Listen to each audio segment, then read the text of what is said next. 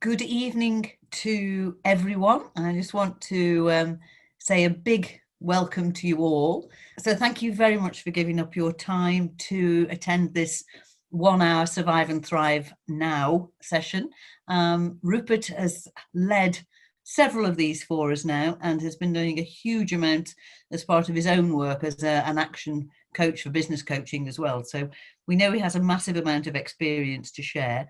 And not only that, we know he also has the experience of the sport, both as a rescue unit guy as well as just being involved in training and many other things. He'll explain a little bit more.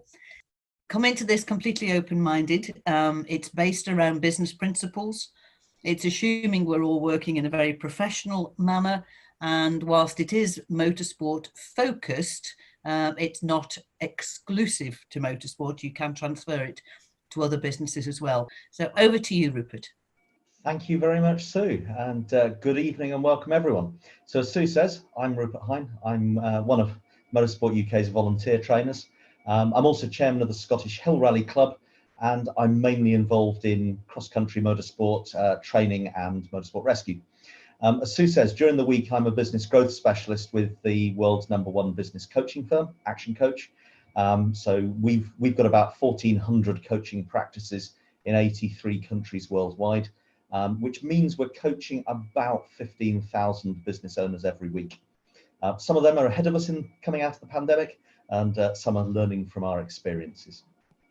And so some of that experience, hopefully, I can bring to you this evening.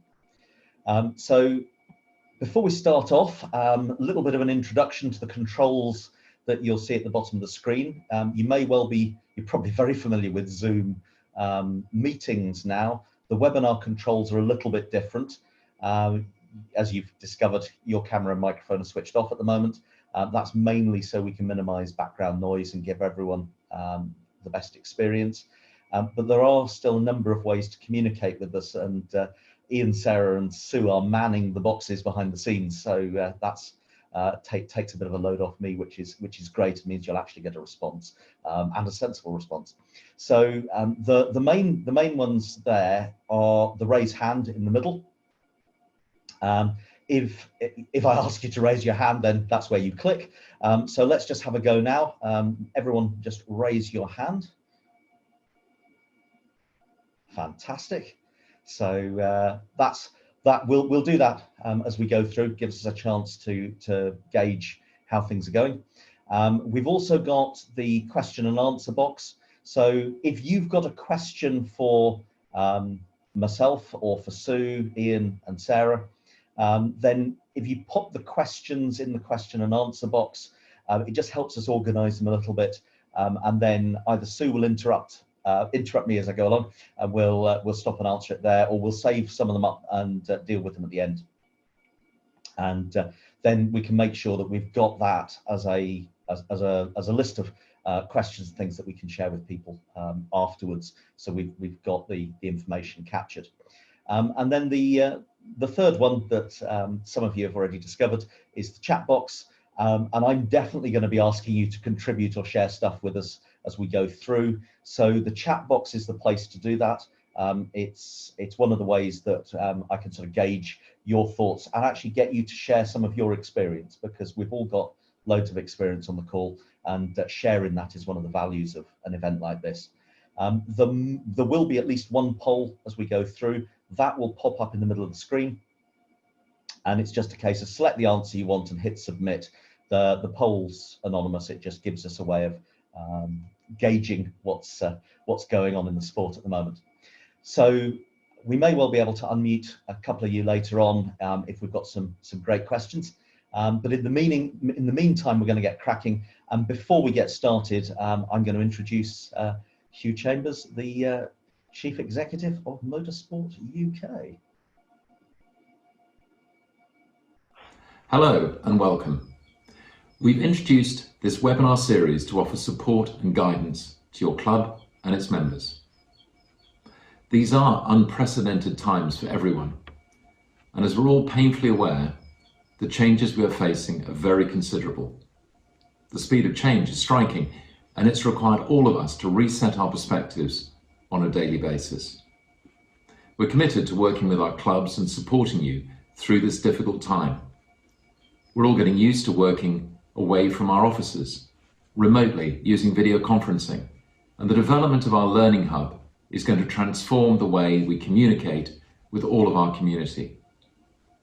We hope you find these new resources useful, but please don't hesitate to email us at club.development@motorsportuk.org if you have any queries or suggestions. From all of us at Motorsport UK, thank you for your continued support throughout these uncertain times. Please be safe, take care, and be well. Thank you. So thank you, Hugh, for your thoughts there. And over the last 4 or 5 months, the world has changed almost beyond recognition. COVID-19 appeared in China at the end of last year, and the world's a very different place. And really, the first thing I'd like to do is to echo Hugh by thanking you for taking time out of your busy day and investing it in this webinar. What we're going to do tonight is give you some simple steps to help you take your club through the next step of preparation. So it's partly about surviving, but actually it's also, there's a big bit of it which is about finding the opportunities to grow and develop as we come through this pandemic. Some of this you will already be doing, which is fantastic. Where you haven't, the need to take action is right now. The objective here is make sure that the club survives, and where possible, we really help it to thrive. So a little bit of background just to put things in context. Sue said, I'm a business coach, I'm a motorsport enthusiast, and I own my own business. Before I joined Action Coach, I spent 20 years in the civil service, running parts of the government's vet service. I'm a qualified veterinary surgeon, and so 5 years ago, I would have been dealing with animal disease outbreaks rather than the human ones we've got now, but the strategy and the way we go about those sorts of things is very similar. We're going to concentrate on the economics tonight, but just as a tiny bit of scene setting, we know we've got a problem with the virus. We know it's here and it's here to stay. We know, unless we've seen the virus ourselves in the last sort of 12 weeks or so, we've got no immunity to it.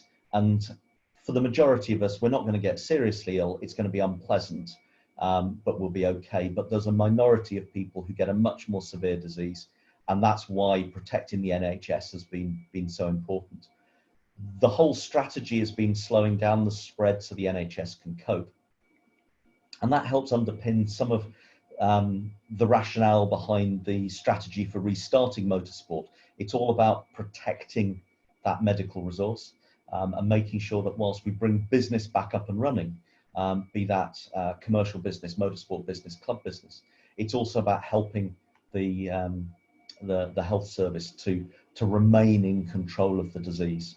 And that probably means that we're going to see the level of lockdown ease. It might go up again in a few areas, it might come back down again. It will gradually ease overall, but it's likely to change. And it's a little bit like trying to tune a carburetor. It's too little fuel and the engine runs lean, doesn't produce enough power. In this case, we don't build up enough immunity. Too much fuel, we flood the engine, the NHS can't cope because it gets too many cases. So it's all about the juggling act government has. For us, it's about the economics. It's about how we support our clubs getting through this. And it's like any other economic downturn, except that this one has been harder and faster than we've seen before. So everyone's been impacted. The impacts on clubs vary depending upon the patterns of events. Those who had events early in the year, sitting with the income they had. Those who've got events that should have been happening now, particularly where they've already made major expenditure, have had a big hit. And those later in the year, again, it's now the uncertainty there. I'm going to make no apology for the fact that I'm going to be using a fair bit of business type language this evening. I do believe passionately that every motor club is a business, large and small. Actually, even some fairly small motor clubs have turnovers that some of the single traders some of the sole traders in business would actually be quite envious of. So I'm going to treat them like businesses. I know you've all got business processes and controls established that you're running day to day, and so that's the language we're going to use.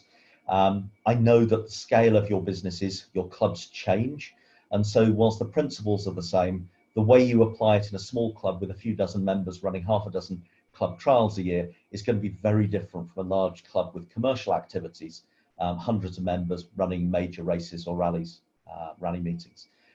The same challenges apply. So before we crack on, the next thing I'm going to do is I'm just going to ask you,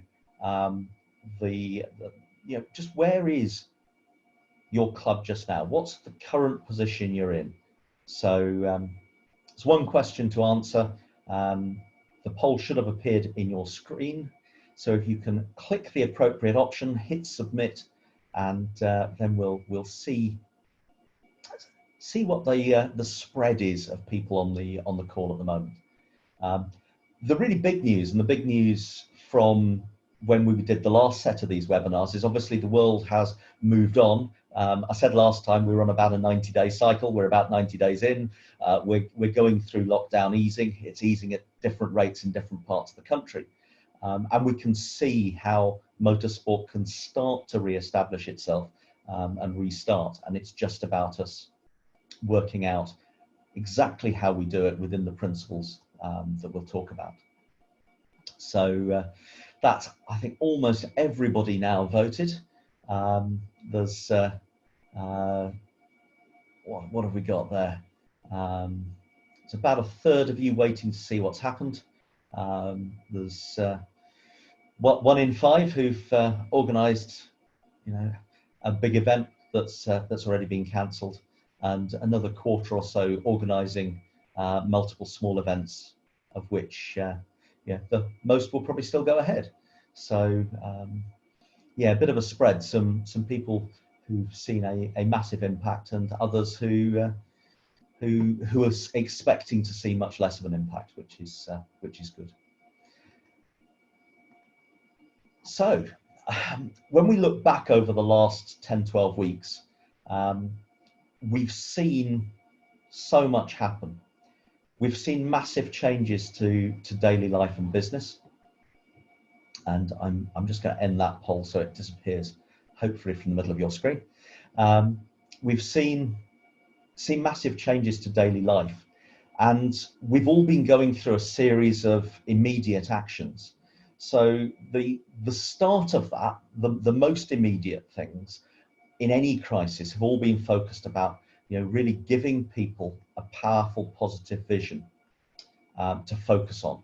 So that powerful, positive vision is really important at any difficult time. It's about that massive level of communication to help steady things whilst we've moved into our new environment. New environment's predominantly virtual. Virtual's our new normal.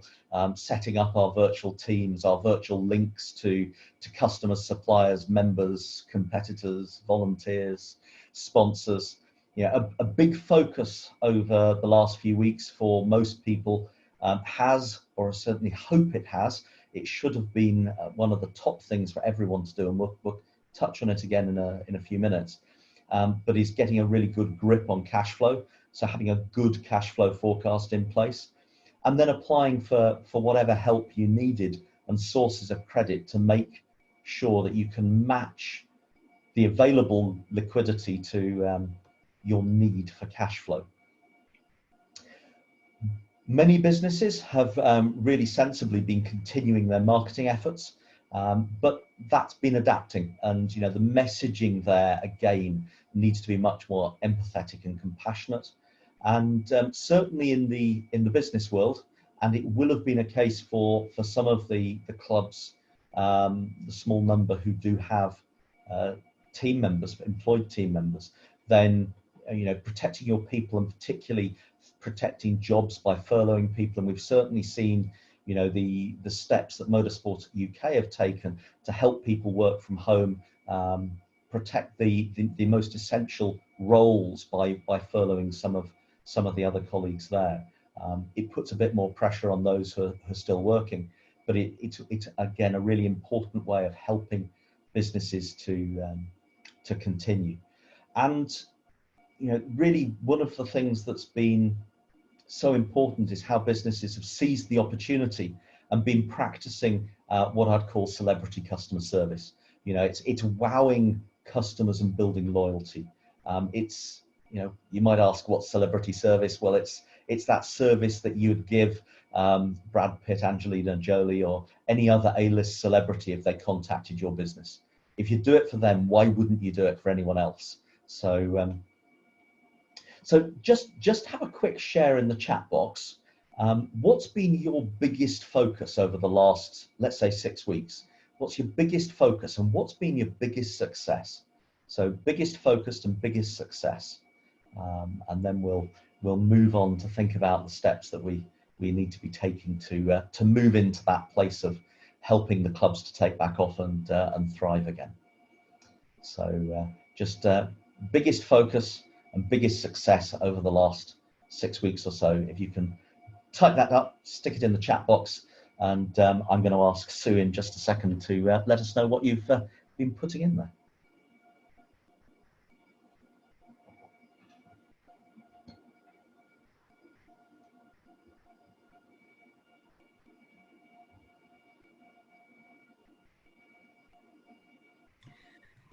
At the moment, one of the big things I can see is about when we're going to get a permit because of the planning time, and making sure that the club can all get together again in whatever format and go through their what if plans. So that's thanks to Simon for the first one and Brian for the second one. Yeah, trying to organise a virtual AGM, good one, Jim, and how to recruit new committee members. Interesting, from the survey we did before, we've identified that over 80% of club members are over 70 years old. Sorry, committee members are over 70 years old. Just thought I'd mention it. Yeah, reorganising championships and events, good one from Fred, thank you. And yeah, Debbie, good one, some off-road stuff, letting members know whether they're going to come. Sharing a car, of course, at the moment, only if you're from the same household or dwelling. But, those are things that we're starting to look at. And just before tonight, I was doing that. Adapting, the art of the possible. Good one, Andrew. Thank you.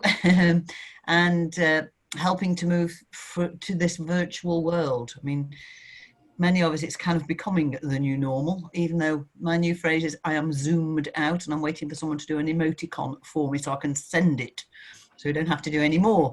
But yeah, absolutely, these big wins. We can talk to each other for short periods of time and get lots of people together. It's great. David, I like yours about identifying, recruiting the COVID-19 officer, and to preempt any questions you may have. The roles and responsibilities are not yet final, but they will be out with you as soon as possible for those that need that. Yeah, there we go. So far. Fantastic. Thank you very much, Sue, and thank you all for contributing. So on to the things that we should be doing, and probably the most powerful concept that I want you to take away from this evening is the need to actively manage your mindset. When you look at the leaders of really successful organizations against those who are maybe a bit less successful, almost inevitably, this is one of the things that sets them apart. And really, it all comes down to that point of decision, that sort of fork in the road, the line in the sand, the point, I'd call it the point of power. When something happens and you've got a decision to make, you've really got two approaches that you can take. And the first of those approaches is really to let the world look after us. We can stay in bed and let the world do what it will. We often indulge in a bit of blame. The government's making us do this, or it's all COVID-19's fault. I've got no choice. That's what the Blue Book says. Or we can make a few excuses. We would have done that better, but I was so busy, there wasn't time in the schedule. Or we can go even as far as some denial. No, didn't do that. Never said that. Dare one say, didn't absolutely had the right excuse for traveling 260 miles. The trouble with all of those approaches, when we stay in bed, they really leave us powerless. So we're there and we just take what's coming to us. And really it saps a lot of our energy. The alternative choice to this is that we take charge of our ship of life. and we can propel ourselves along our course. It means taking responsibility for our actions, actually taking charge and doing something about it, being accountable. Ultimately it's about owning our ship, it's ownership. And so if the situation isn't ideal, what can you do to make a difference? When you are responsible for everything in your life, your club, your business, the virus going on around us, when you're actually responsible for everything you do, everything you take, every action you take in response to it, it's an amazingly powerful place to be. And that gives you energy.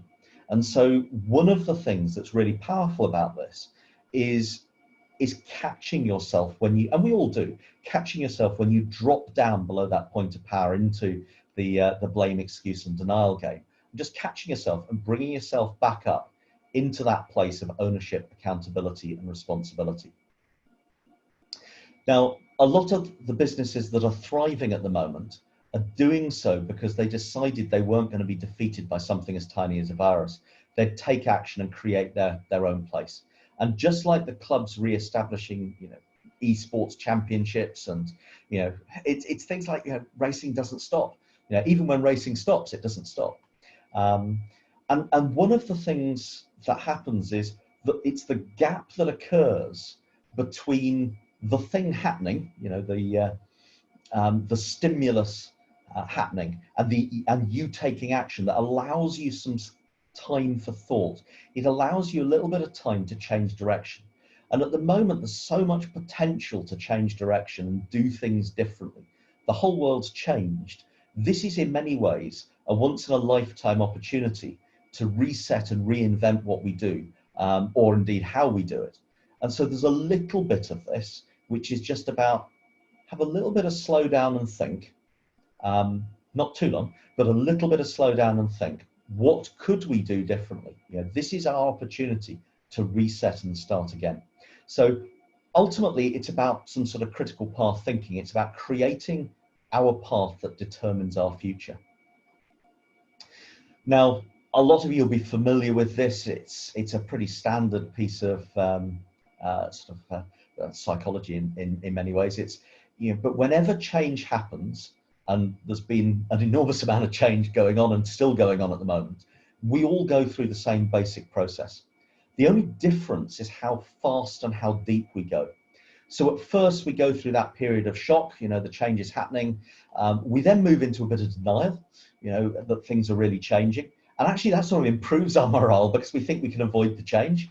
And then we get into that place where realization hits, and we sort of move into the fighting against it, that bit of anger and frustration. The morale drops and we head down into that pit of doom. Gradually, we end up accepting the change. We can start doing some problem solving and then head up out of the valley to a much more engaging place. So whereabouts on that curve are you at the moment? So, again, just pop an answer in the chat box. Whereabouts are you, and where do you believe your team and customers need to be? The key to this is moving through to the acceptance and problem solving place as fast as possible. You can't avoid that pit of depression, but you can try and bridge it and make it a little bit less deep. And you can try and help people across it without plummeting fully down into the depths. It's one of my roles as a coach is to help business owners and their team get through this as quickly as possible and then stay there. And so when you and your team are all in the problem solving phase, you can become much more proactive. You can plan forward, execute effectively, and really make the daily and weekly adjustments that you need to do in that dynamic environment. That means trying to avoid colluding with negative thoughts. It definitely means moving through that place that we're all secretly quite keen to stay in, where we can moan about the state of the nation and how bad it is. It's about helping our people through it so they can accept the situation they're in, that the world's changed, and motorsport, at least for the foreseeable future, will be different. Now's the time for us to plan how we can make it work for us. So where are you at the moment? We've got some problem solving, lots of problem solving, actually lots and lots of problem solving, which is fantastic. That's excellent, being able to move through into that place. And I think the big thing to, yeah, customers never quite come out of anger. The big thing to recognize is probably by virtue of the fact that you are the people who are here tonight, you're slightly further advanced from everybody else. And I'm certainly watching some of my colleagues elsewhere in other parts of motorsport, so sitting there and saying, you know, all the new guidance, you know, there's all these problems with it, you know, we did it differently. Well, we did. The world's changed. How can we solve the problem so we can run it in the new world? So yeah,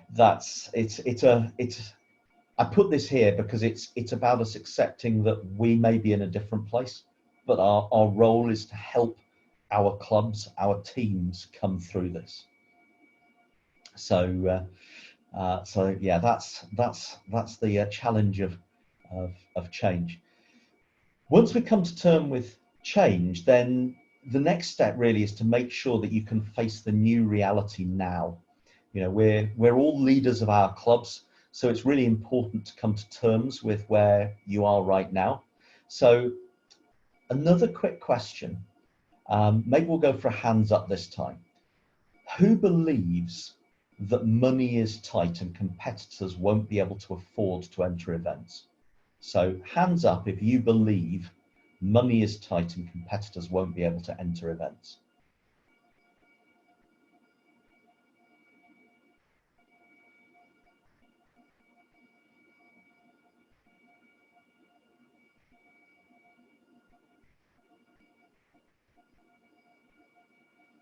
Yeah, so okay, we're on around about half.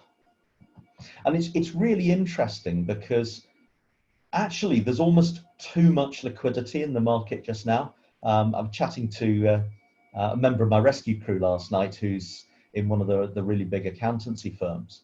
And there is a lot of money in the economy just now. It's just not where it would normally be. And people are being very selective about how they spend it. Sure, there are definitely businesses that are having a very, very tough time, and some are going to go under. But for a lot of people, they actually have plenty of money to spend. So it's just worth challenging your beliefs a bit, and don't just assume that people don't have money to spend. I'm seeing clients who are in areas that I might consider luxury goods, and they're having their best quarter for sales at the moment. And it's not COVID type products, it's other stuff that they're shifting because they've tapped into a market sensitively and it's taken off. So there's time for a little bit of taking stock.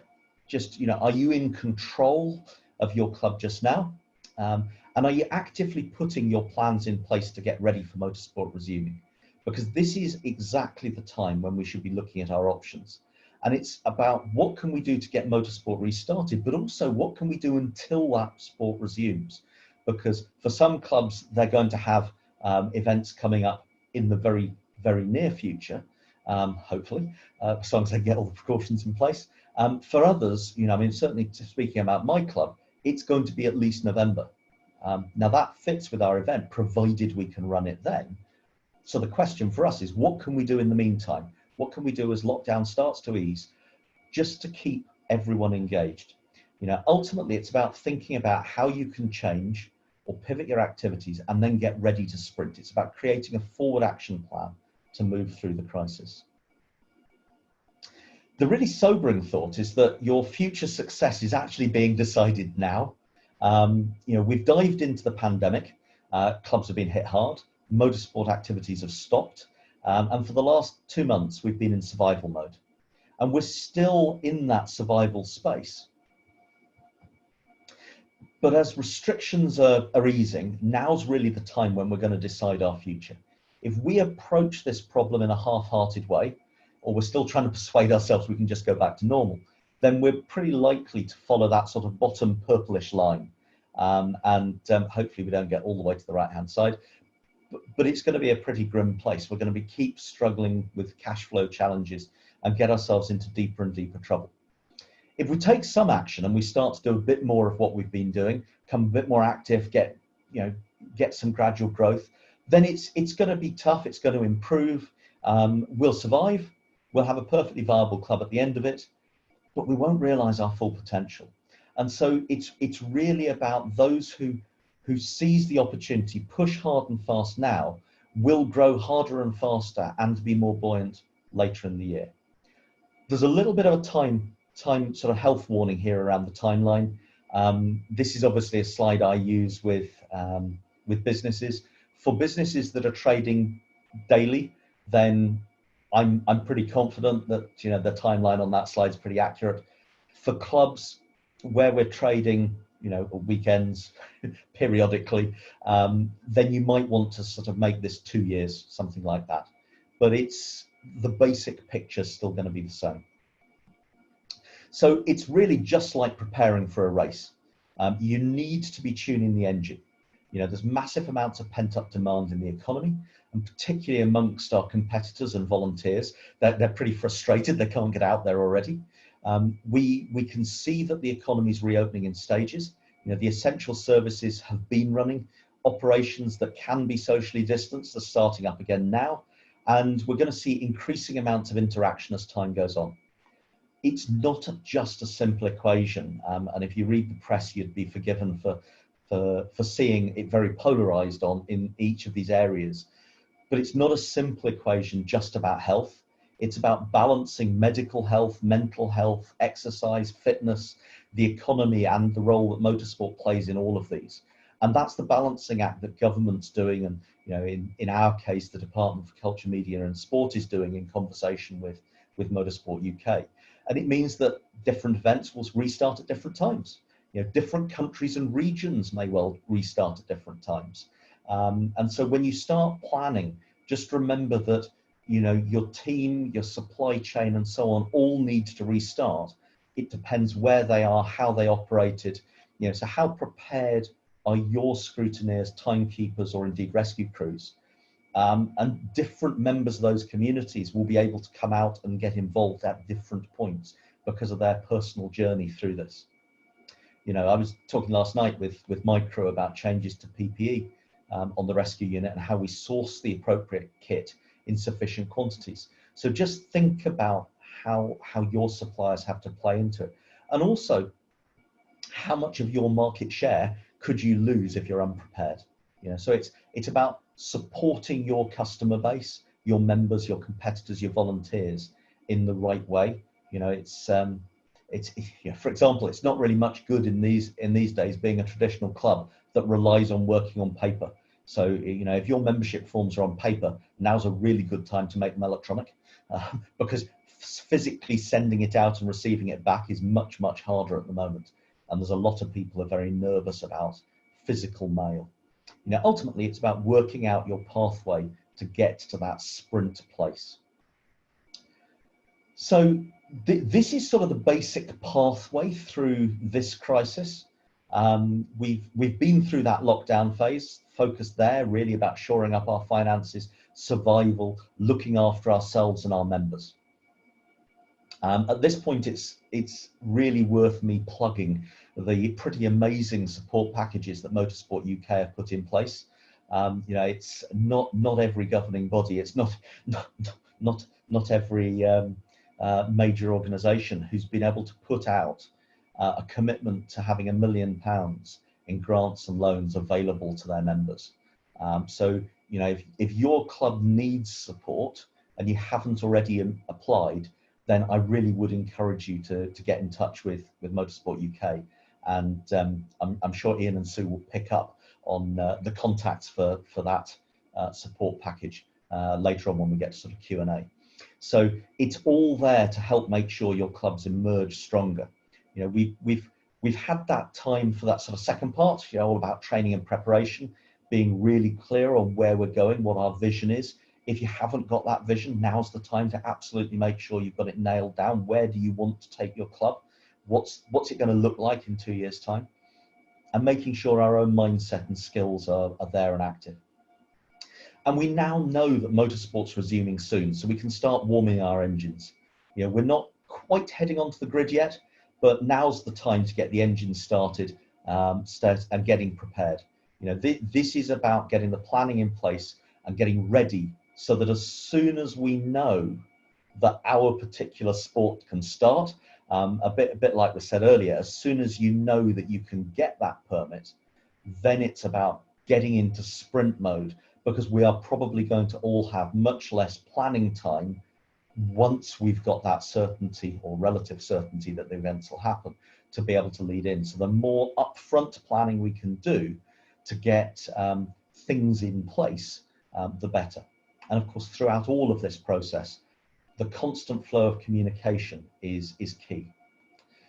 Now, cash is king. Managing your cash flow is pretty vital. There are some really simple things you need to do. And the first of those is you must have a cash flow forecast.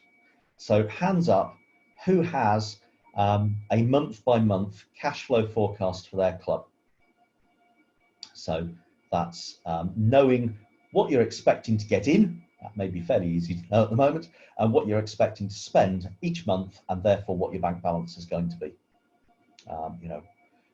And that can be membership fees, grant aid, income for virtual events. It can be rent, insurance, committee expenses, event costs you're liable for. So if you haven't already got a cash flow forecast, I'd really encourage you to put one in place now. So it's just over half who said they've got one. So it's really, really good to get one. If you want a template to help you do that, send me a message afterwards, or ping a message to Sue and Ian, and I can get you a template that will help you. It's also a really good time, and this is the stuff we should have already been doing, cutting costs, making sure that we've got enough credit in our clubs and in our businesses. So some of that's about making sure that we've renegotiated with suppliers. Some of it's about extending our credit. It may well be where we run as clubs as businesses, that we're eligible to apply for some of the loan schemes. The same if you're in the charity space. It's well worth making sure that you've looked after your most important suppliers. Make sure you do keep paying the people you're going to rely on as we restart. Great if you can negotiate a break, but if not, it's worth making sure you've looked after them. And it's about using all the support you can get. There's actually a lot of support out there if you can access it. You may need to be a little bit inventive about some of the ways you access it. But as I say, the Motorsport UK support, the club continuity funds and loan scheme are an amazing resource which are there to be used if you need it.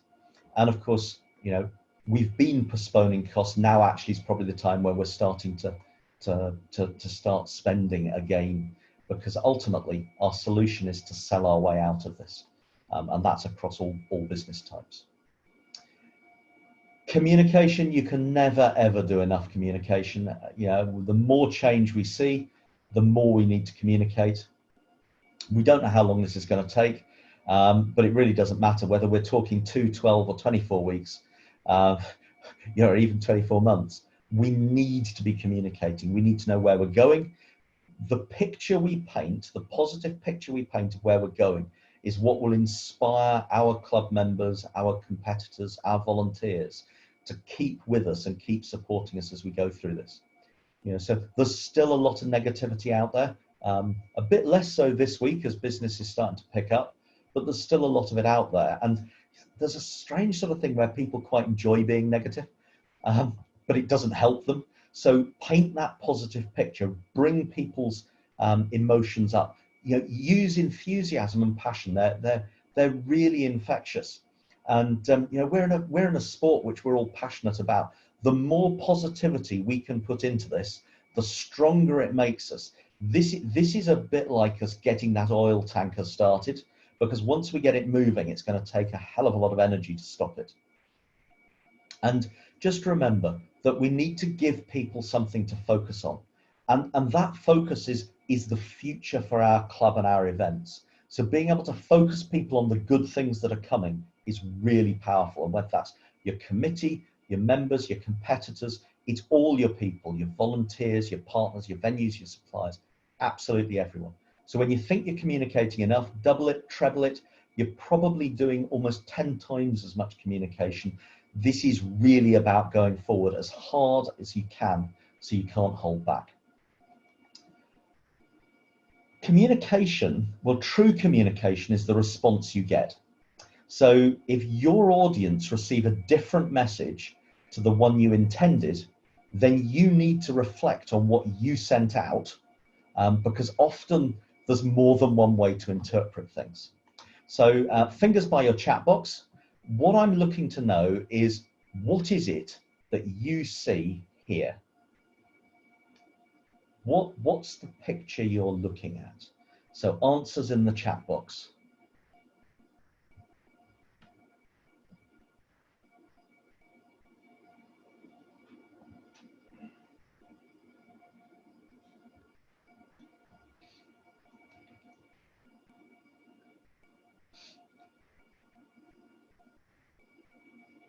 Yeah, so I'm loving the answers.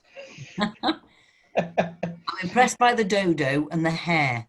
I'm impressed by those. Absolutely. So most people have got both. Some have got one or the other.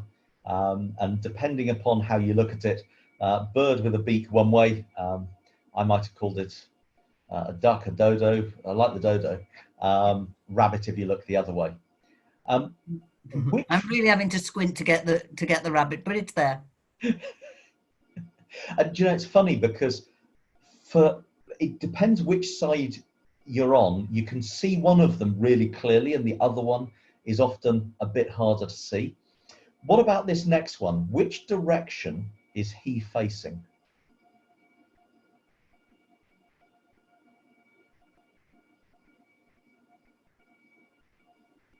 That's very clever. Very clever.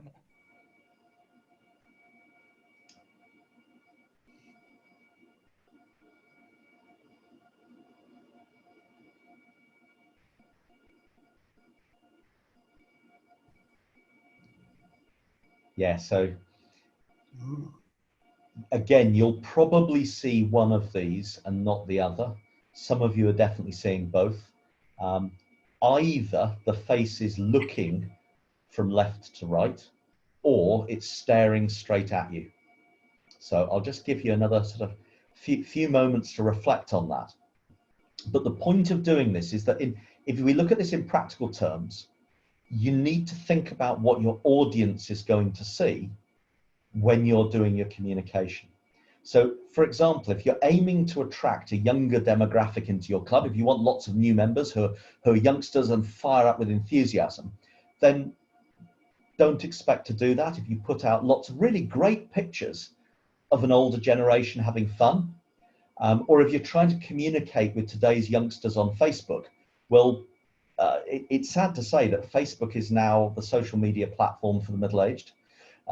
So at that point, I'm going to make a quick plug for the social media webinar, which Sarah and colleagues are running. I think I'm right in saying it's the 18th of June. I've now probably got Sarah scurrying for the unmute button, but just give us a quick check, Sarah. Was it the 18th? Let's put her on the spot now. So I'm fairly certain it's the 18th, but we'll come back and confirm that later on. You know, social media, we're all virtual at the moment. Social media is an essential part of our modern marketing strategy, but it does take effort and it does take a planned approach to do it well. So really do join Sarah later on in the month. I think it's the 18th for the social media webinar. And really now's the time that you can create your legacy to your club. You know, above all else, the thing that you can do now is create the right culture for you, for the club. It's the rules of the game, the way everyone behaves together, and the values that you have are so important. You know, they're almost more important than everything else. And when you start to put the fun and joy back in, everything else starts to follow. You know, it's about how you can bring events back, bring stuff back online, plan how you'll grow your followers. So getting more competitors, getting more members, sponsors, volunteers. And it's about having that long-term plan to scale up your club. You know, ultimately, you know, for all of us who are leaders in our clubs now, this is the time we can make the biggest difference to our clubs, probably in a generation. So this is a massive opportunity for us all. And of course, as we start thinking about how we get back on track, stage, road, course, hillside, we need to think about how we can run our events differently.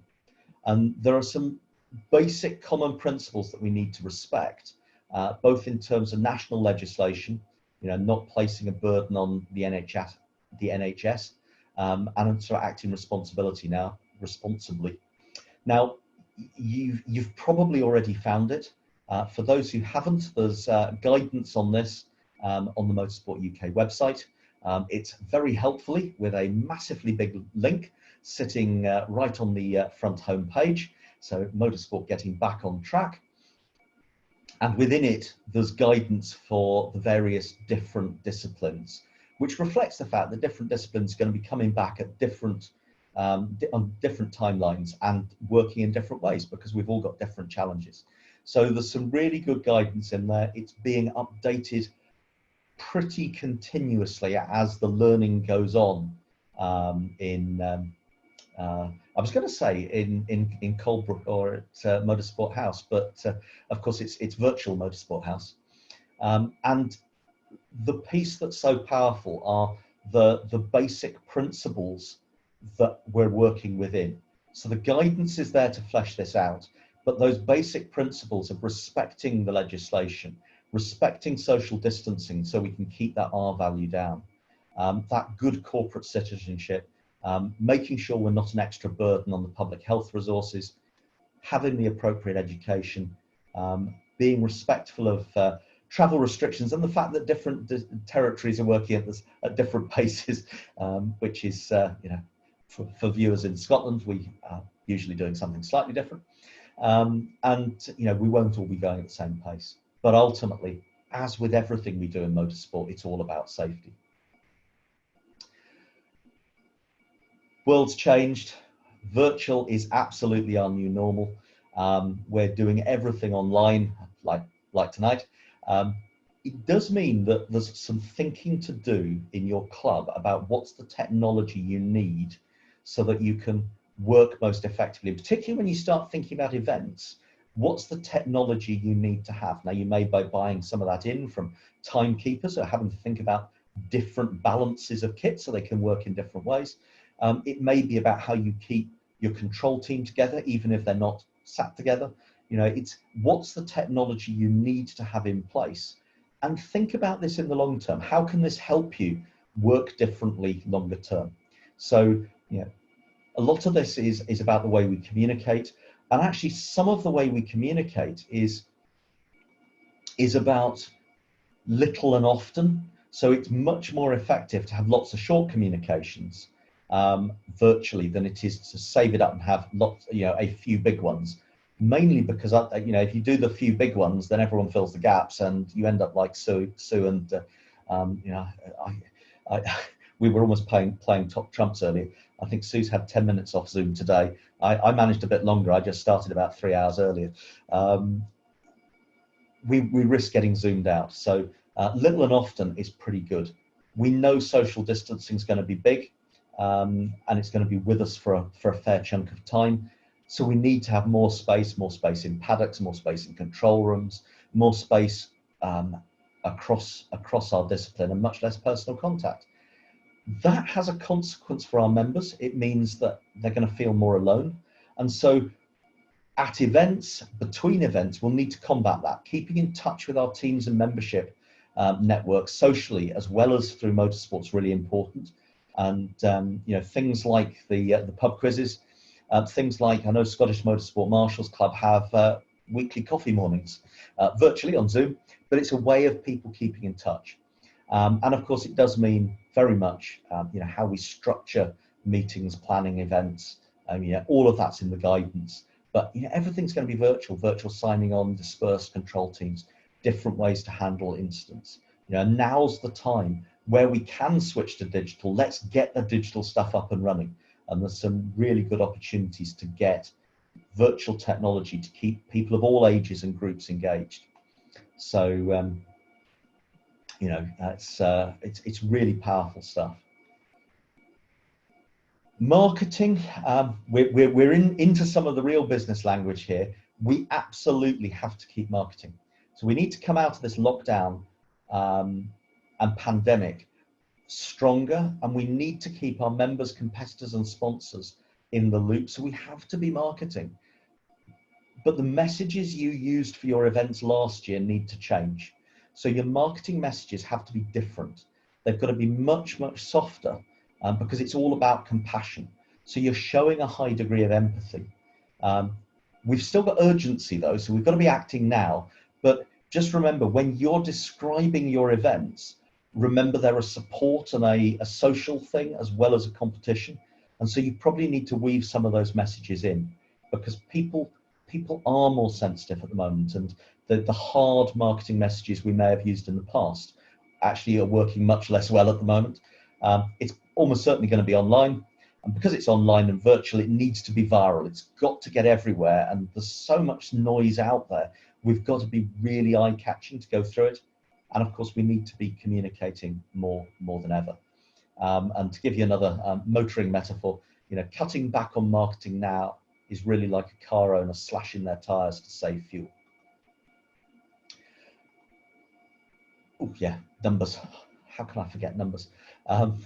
When you're marketing, do please know your numbers. So if you've got multiple marketing channels, just know what your return on investment is. So if you're spending on, say, Facebook advertising for your event, just know how many competitors you get from that advertising.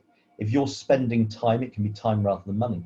Just know how many marshals, how many competitors, how many volunteers you get for the investment you're making in your marketing. So it's just about knowing what you're doing. How we sell is critical as well. And I know we all run clubs, and I'm talking sales. Well, what are sales to a club? So stick some answers in the chat box. What are the sales that we see in clubs? Ultimately sales is really about ethically helping people to make a decision to buy or invest. So what in the club terms is a sale?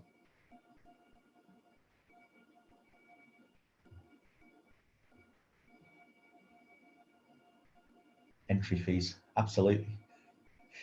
We're selling an entry. Selling a membership, absolutely. So there's all sorts of things, competitors, officials, marshals, supporting events. Absolutely, Brian. We're selling the idea of coming and supporting our event to volunteers. They're investing their time for free. So it's all a sale. But when we're selling, the tone has to change. We've got to be seriously customer focused. So this is back to that, emotional intelligence and empathy. It's about recognizing that people have been going through tough times. The isolation is tough mentally. So put them first, provide support, but don't be guilty about selling. The relationships matter, but what we're doing with ourselves is we're helping people. We're giving them a purpose. We're helping them relax, recover, and we're doing business and putting money into the economy. The relationships that you can keep and make now, you will keep for a massively long time. It's about building loyalty, and keeping people coming back is really important. So repeat business is profit. So keeping people coming back, and that's back to the celebrity service. If you treat everyone as a celebrity, they will come back. And so it's all about building loyalty.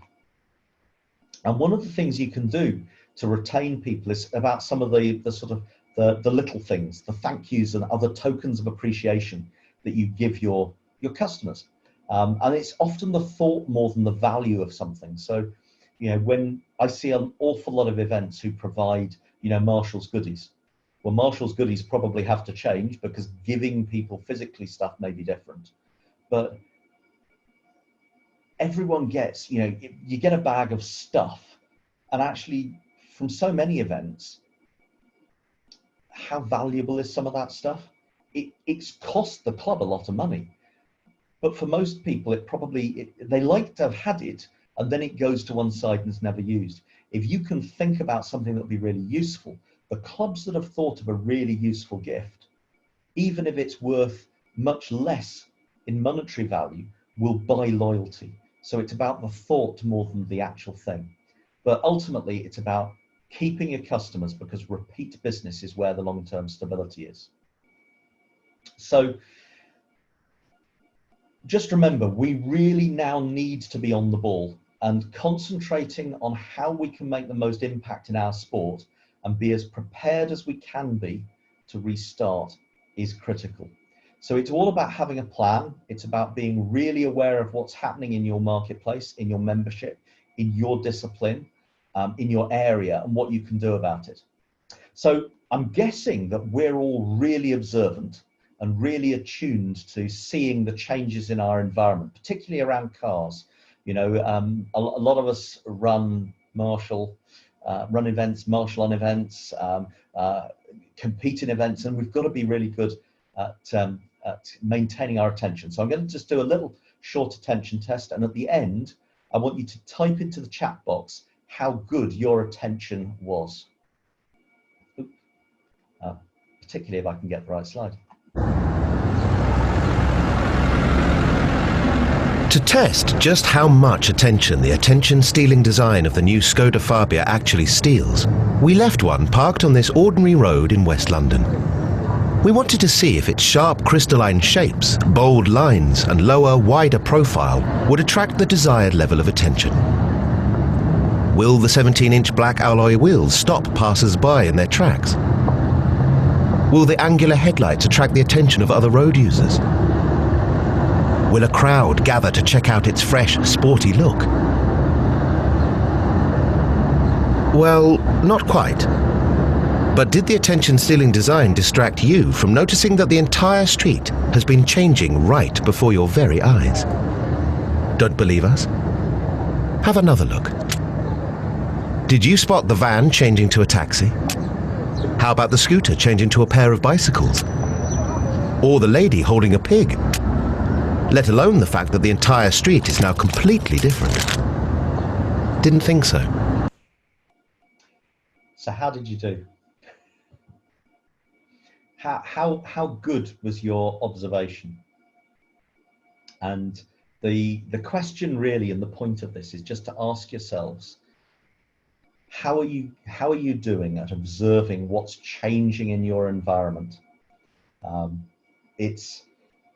I've seen this clip, I forget how many times now in the last 3 months, and I still have to look at it really carefully to spot the changes as they happen. And that's a bit like what's happening around us. The world evolves slowly, usually. It's evolved a bit quicker over the last month, but we get used to things. And so it's just about taking that sort of half step back and making sure we observe the changes so we can react to them and we can plan the best plan we can get to come out of this. So that really just takes us on to the finishing up stages. So I just want literally 1 minute, and I want you just to write down on the piece of paper in front of you the 5 ideas, reflect back on the last hour and write down the 5 ideas that you need to take action on today. So 1 minute, 5 ideas that you need to take action on today.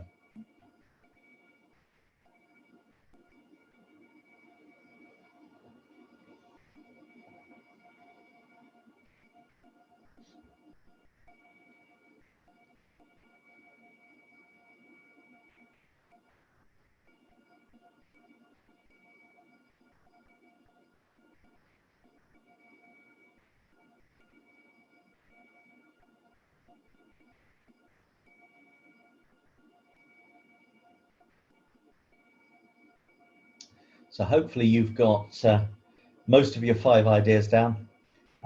If you haven't quite got all 5 written down, then make sure before you get back up, once you've switched this off, before you get back up, just make sure you've noted those 5 ideas down. The key to this is learning is great, but actually it's all about the action we take. So you need to get together with your committee and make an action plan. We do have a couple of dates coming up in the diary where we're going to support clubs through making those plans, and when we get into Q&A, Ian may be able to update us a bit on that. So make a plan to get together with your committee and make a plan. It's about the action you take It's about making sure that that plan reaches the activities, not just the talking about what you're going to do. So that's everything I was going to cover this evening. I'm going to move on to say Sue, Ian, Sarah. What other questions have we got? What else have we got that's coming in? There are some good fun comments about what we did actually see and maybe what we didn't, and what does that mean we are. But probably those are not things that we're going to share right now. But yeah, I mean, seriously, for a lot of people, it will have identified things like cash flow, marketing strategies, different ways of communicating with membership, and for sure the information that Sarah's going to be putting out on the 18th will be really, really useful. And Ian's shared the URL for that, so that there's a link through for people to register. I think the only things I want to say just at this particular moment, I'll just come back at the very end though, are, there's a lot of information that many of you will have responded to us on the club survey that we did last month.